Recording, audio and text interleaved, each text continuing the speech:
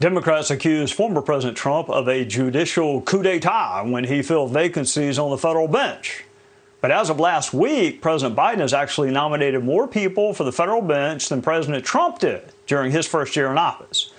Judicial vacancies are important for many reasons, including the right to a speedy trial and the efficient adjudication of civil claims. But there is a constitutional process, which includes the advice and consent of the United States Senate. Federal judges are appointed for life. That is a long time.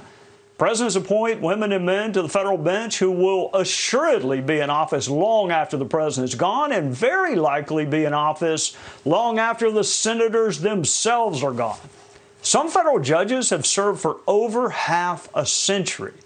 So is it really asking too much that these senators be allowed to meet with these nominees before actually voting on them? Judges not only serve for life, but they make important decisions such as passing sentence in criminal cases and adjudicating the constitutionality of laws and regulations. It's an important job, which is why U.S. senators have a role to play in the selection of these women and men. Federal judges include both trial judges who serve in one state and Circuit Court of Appeals judges who issue orders and opinions that impact multiple states. For instance, South Carolina is in the same judicial circuit with North Carolina, Virginia, Maryland, and West Virginia. Judges nominated in South Carolina are likely to have an impact on the lives of people living in Maryland or West Virginia. So, of course, senators from those states will want to meet and vet those nominees. Except they can't. Despite the historical norms and the importance of the positions and the life tenure and the power federal judges have, the Biden administration apparently doesn't want senators meeting with the very women and men they have to vote on and who will be making decisions which impact their states. Dan Sullivan is a United States Senator from Alaska. Alaska is in the 9th Judicial Circuit, a circuit that includes 8 other states. But the decisions made by the 9th Circuit impact Alaska. So, of course, Senator Sullivan wants to meet with these nominees. Except he can't. He's been denied meetings with prospective judges. Maybe he votes for these nominees or maybe he does not. But he's not even allowed to meet with them. And that doesn't make a lot of sense to me or to him.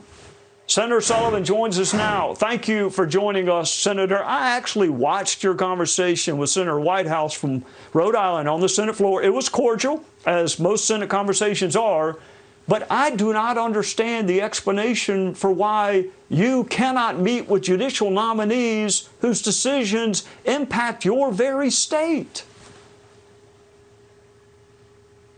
Well, Trey, listen, I'm really glad you're raising this topic. And by the way, Merry Christmas.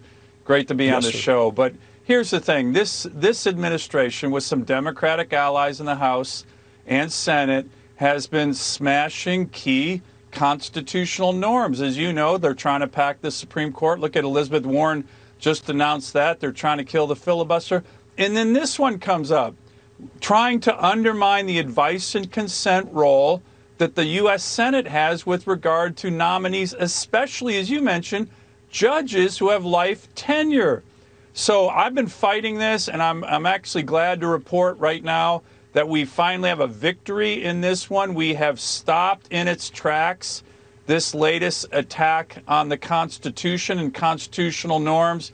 But I'll tell you, this was a breathtaking overreach, another one, by the Biden White House.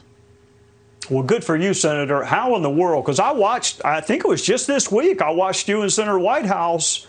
I think you would put a hold on something until they just simply let you meet. So how did you pull this off? Well, look, I called the White House, the Biden White House, said, what the heck's going on? I meet with every Ninth Circuit judge no matter what. As you mentioned in your piece already, the Ninth Circuit has enormous power over my constituents. They often get legal cases wrong. So I said, are you the one, White House counsel, not letting me do my advice and consent role as a U.S. Senator? You know, it's hard to tell who's in charge over there in the White House. She actually said, well, we want to protect our judges. I said, protect our judges? What the heck are you talking about? Protect them from what? Us doing our constitutional duty? So I put holds on these judges, and I got all my Senate colleagues to commit to voting against every Biden judicial nominee. And then I started talking to Democrat senators, too. And to be honest, I think I convinced some of them to say, we're not going to do this. We're not going to undermine the Senate's advice and consent power. So we played hardball, and finally I started getting some meetings with these judges who are up for life tenure appointments, will have enormous power over my state and the whole, Ninth Circuit, Trey. That's 1 out of 5 Americans. But this, again, is just another power grab and an undermining of constitutional norms. We got to keep fighting. We had a victory on this one, but there's a lot more of the Constitution we got to protect. Senator, they do serve for life. They make incredibly challenging, difficult decisions. I've been lucky. Every federal judge I've appeared in front of you would have been proud of, whether you voted for them or nominated them or not. They were wonderful. But the issue of temperament, will that robe get heavy? Will you change? How do you make that call if you've never met or talked to the person in person? Well, you're exactly right. And here's what I did in these meetings when I finally was able to have them. Again, I've met with every Ninth Circuit judge, by the way, every D.C. Circuit judge, every Supreme Court justice, of course. It's a huge part of our job. It's Article 2, Section 2 of the U.S. Constitution. The notion that the White House would say you can't do that under the Constitution because we want to protect judges is just crazy. But when it comes to the issues of temperament or their knowledge, what I do in cases with Ninth Circuit judges, Trey, I send them several U.S. Supreme Court cases that have an impact on Alaska. I ask them to read them so they're up to speed on big issues in my state. And then I talk about issues like the Second Amendment. Let me give you an example. Almost 70% of the households in Alaska are gun owners. I mean, the Second Amendment is hugely important to my constituents. So I raise the issues that matter to Alaska. And to be honest, these judges usually don't know anything about these issues. And it's a way to educate them so when they're on the bench for life, they are doing things that represent everybody in the entire circuit, not just where they're from. And unfortunately, in my case, California produces the vast majority of the Ninth Circuit judges. Alaska gets 1 judge out of 29. So you better believe I'm going to interview every single one of them. We finally fought back and won against this latest Biden attack on the Constitution.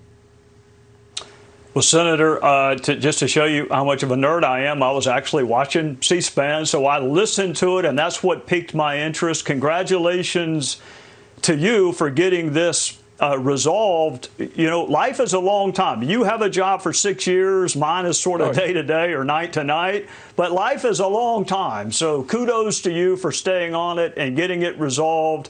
Merry Christmas to the entire Sullivan family. And thank you for being with us tonight.